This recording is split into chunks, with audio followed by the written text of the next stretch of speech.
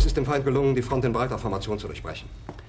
Im Süden hat der Gegner Zossen genommen und stößt auf Stahnsdorf vor. Der Feind operiert jetzt am nördlichen Stadtrand zwischen Frohnau und Pankow. Und im Osten ist der Feind bis zur Linie Lichtenberg-Marsdorf-Karlshorst gelangt. Mit dem Angriff Steiners wird das alles in Ordnung kommen.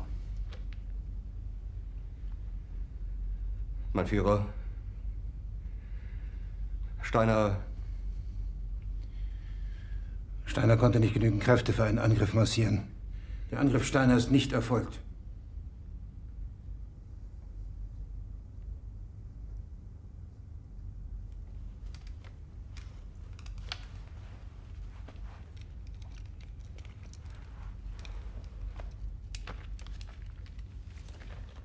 Es bleiben im Raum Keitel, Jodl, Krebs und Burgdorf.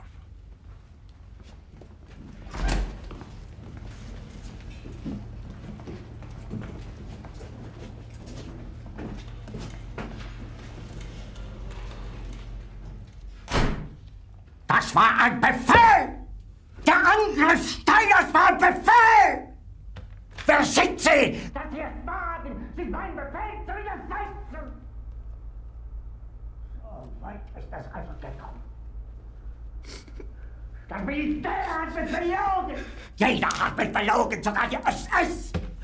Die gesamte Generalität ist nichts weiter als ein Haufen niederträchtiger, treuloser Feiglinge! Mein Führer, ich kann nicht zulassen, dass die Soldaten, die für Sie verbloßen... Nicht als Feiglinge! Verreiter, Versager! Mein Führer, was Sie da sagen, ist ungeheuerlich. Die Generalität ist das Geschmeiß des deutschen Volkes!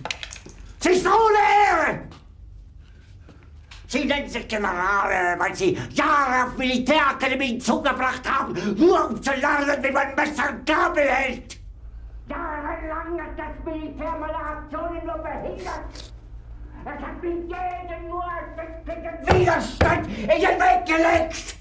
Ich hätte gut daran getan, von Jahren alle höheren Offiziere liquidieren zu lassen, wie Stalin.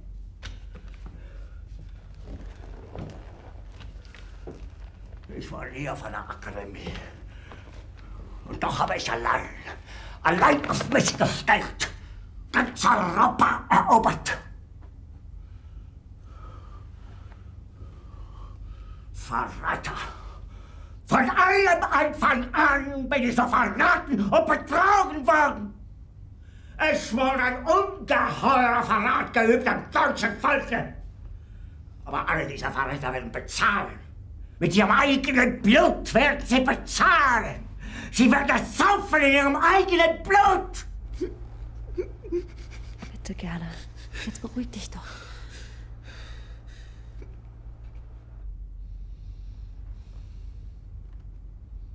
Meine Befehle sind in den Wind gesprochen. Es ist unmöglich, unter diesen Umständen zu führen. Es ist aus.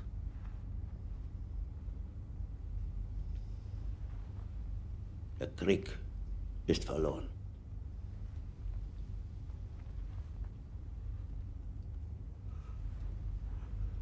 Aber wenn Sie, meine Herren, glauben, dass ich deswegen Berlin verlasse, irren Sie sich gewaltig. Eher jage ich mir eine Kugel durch den Kopf.